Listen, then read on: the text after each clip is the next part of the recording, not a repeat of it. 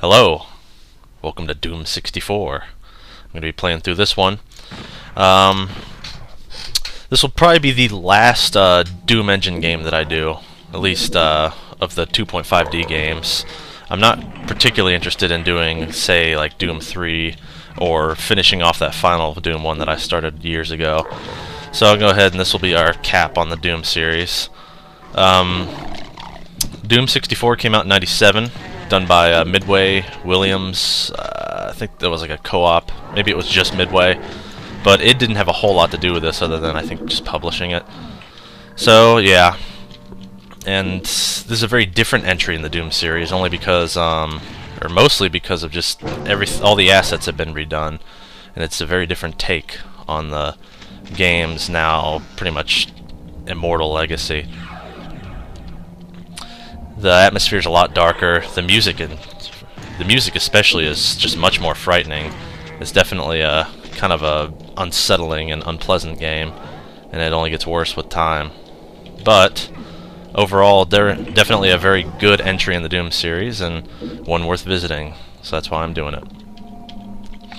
Now, I'm playing not the exact original Doom 64 with the cartridge and everything, but rather Doom 64 EX, which is a basically 90% accurate source port of Doom 64, using all of its assets and basically a reverse engineered engine of the original game. So very cool work done on this. This wasn't the first time that Doom 64 was attempted to be brought to the computer, but it's definitely the first one that's like really, really good. The first one was the Doom 64 TC, which for the time was really cool, but generally pretty inaccurate. It lacked a lot of the more complex scripting things in this game, and stuff like color lighting was a lot more limited, if even there at all. So this is definitely the better of the two options if you're going to play Doom 64 on your computer. And I really like it. It's much more convenient for me to do it this way than any other way. So as you've been observing, it's definitely a hell of a lot different from the original Doom. Not gameplay-wise, but just pretty much everything else-wise. But very fun to play, and sometimes the atmosphere can be almost overwhelming at just how dark. The ambient music really helps, done by Aubrey Hodges. Did some very good, like very sinister, evil music. It's as a kid, when we played this game back in the late '90s, there we turned the music off because we were afraid of that shit.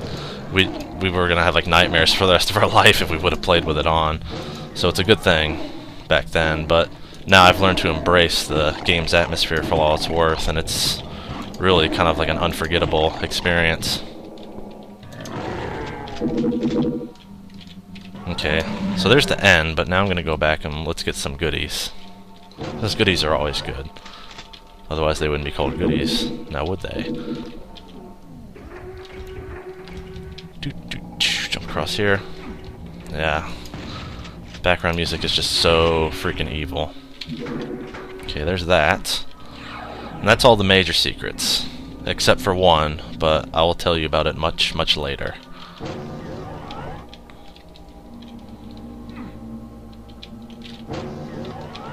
Alright, and with that, that's the first level. Get that cool, kind of really bloody melt there. Alright, that's it for Map 1.